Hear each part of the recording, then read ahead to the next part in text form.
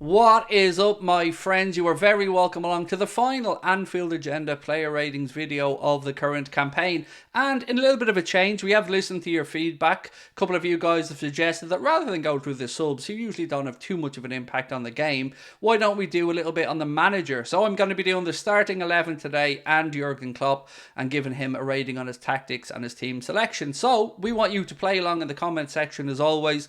Do drop a like on the video and of course hit that subscribe button.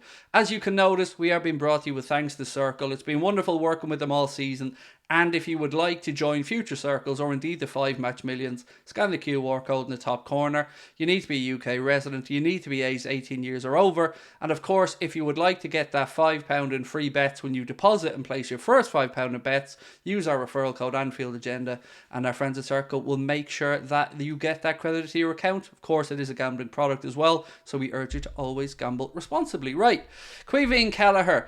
Very difficult one to really big him up in this, if I'm being honest. I felt like he probably should have saved one, maybe two of those Southampton goals. But I am glad to see him get minutes, and it is going to be interesting to see what happens with him over the summer. Liverpool talking about a crazy bid that would have to come in order to sell him. Caoimhín may want to go for his own career purposes, but today it wasn't his best performance. But then again, there wasn't many out there who I'm going to be giving high scores to. So we're going to give Mr. Caoimhín Kelleher a score of 6 today. I can't really give him any more. He did concede 4, albeit they weren't all his fault, but still he conceded 4.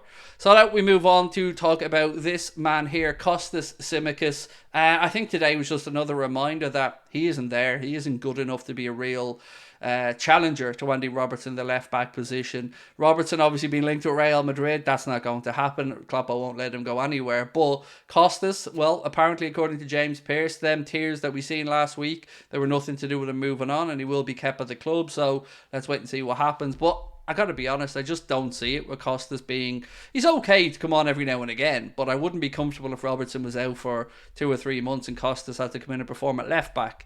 But we're looking at today's game, and again, I didn't think he was great. Going to give him a score of 5 out of 10, I'm afraid.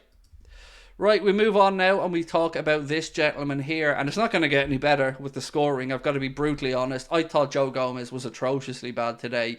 Didn't have much recovery pace. There was a couple of occasions where he had a head start on the Southampton attacker and still got outran. Again, decision making really poor from Joe. I just wasn't impressed with what I've seen at all. Now I'm okay with having him as a 4th choice centre back next season, but we want to make sure that we get the right player to come in if Joel Matip indeed moves on. To make sure that we can challenge Virgil van Dijk and Ibrahim Konate, because Joe Gomez, he ain't it. I gotta be honest, he ain't, and I can't. I can talk about his performances where he's good games, and he does. He'll go through spells, but ultimately we haven't seen the consistency required to really consider him as a challenger to those centre backs. So for me, got to give Joe Gomez a score of 4 today. I thought he was the worst player on the pitch in red. Can't lie. Now we move on to Joel Matip, and it could be a farewell to Joel Matip. You know, if reports are to be believed, Liverpool could look to sell Joel Matip in this window and bring in another centre-back. And if that is the case, I don't really want to talk about his performance today. I want to just say thank you to Joel Matip. He's another free transfer like James Milner who have impacted their club in a very positive way. Joel Matip has had some really unlucky periods with injury, but he's had some incredible performances, and I've always found him to be a very steady centre-back. So thank you so much, Joel, for everything you've contributed to the club. And with that in mind, I'm going to give you a farewell score that has nothing to do with reality today, but to do with your time with the club. And I'm going to rank that as a good solid 8 out of 10. And thank you so much, Joel, for everything. Right, moving on now to Trent. Again, really difficult one to gauge because we've seen Trent the playmaker today. We've seen Trent the baller. We've seen Trent the sprayer of passes.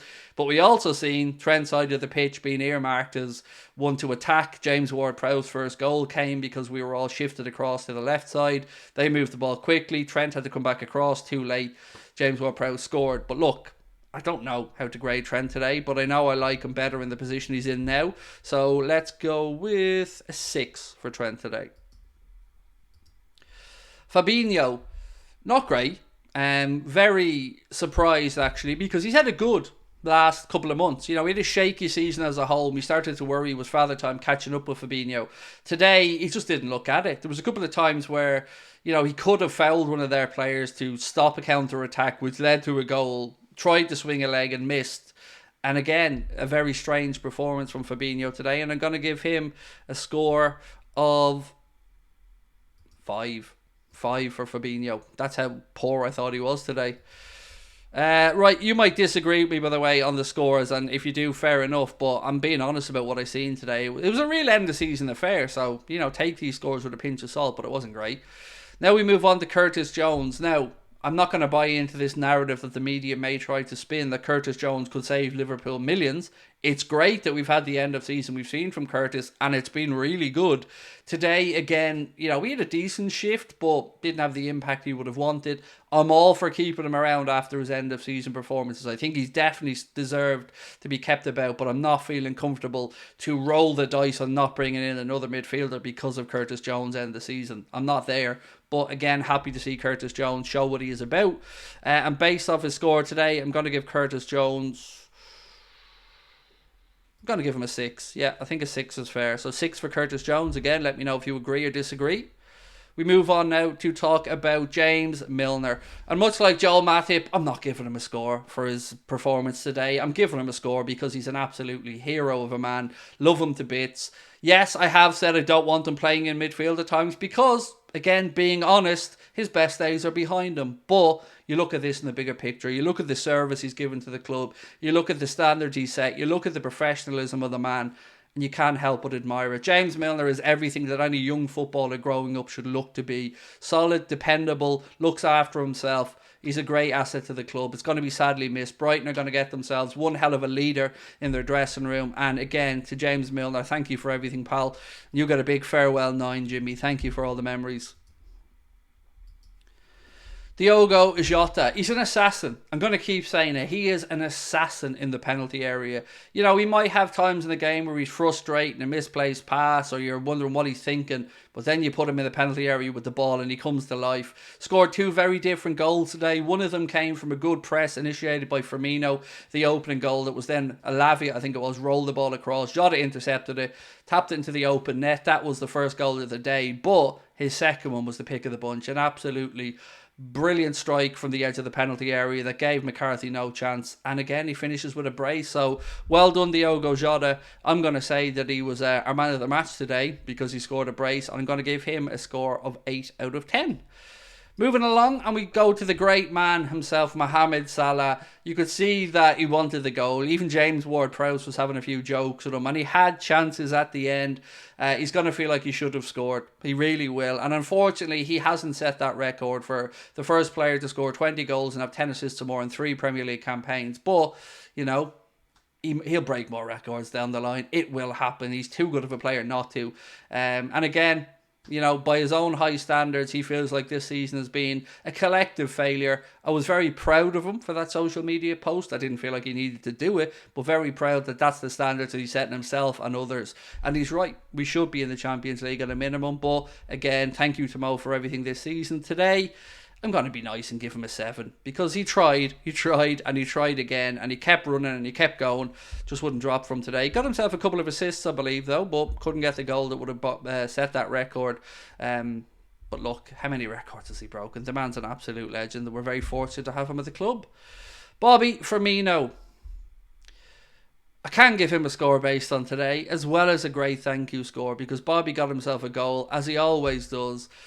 Scored in his last game at Anfield and scored on his last game for the Reds. It's going to be sad to see him wearing another club shirt, but again, I want to say thank you to Bobby Firmino for everything. He's been my favourite player of the Klopp era by a long, long way. When Bobby smiles, we all smile, and the world feels a little bit better. So whoever is lucky enough to get the services of Roberto Firmino moving on is getting one hell of a character, one hell of a great man in the dressing room, and I'm going to give him a big fat 10 because I love him.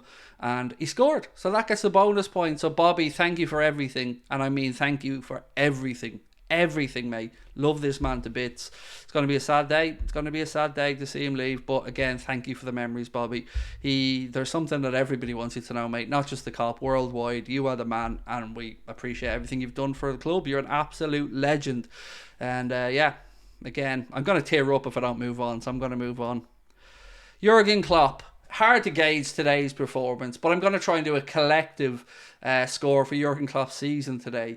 And I'm going to dock him an immediate point because that admission that we needed a midfielder came way too late last summer. We all knew we needed to bring in a midfielder. Even in the January market, we dawdled, and I have to hold Klopp somewhat responsible for that. Also, his tactics at points this season have left me scratching my head. Substitutions have come way too late at times, but all that being said, there is no man I would want leading Liverpool Football Club right now more than Jurgen Klopp. So with that in mind, I'm going to give Klopp's whole season a score of 6 out of 10, and I think that's fair. We had a good resurgence at the end, but there were too many occasions where we let the season get away from us. Decision making was poor, and he is part of that as well. So let me know if you agree or disagree, but make no bones about it, there's nobody else I want leading this football club. We will get it right next season. We need to get it right in the transfer market, and I hope that Klopp puts a little bit of pressure on those owners to dig deep and get the players in that he wants. So that is it from us this season, my friends, with regards to all of the content around match days. Thank you for all of your support. Looking forward to reading your comments, and again, maybe let us know your player of the season in the comments. For me, Alisson Becker, but it's over to you guys now to let me know who you think. Talk to you soon. Bye bye.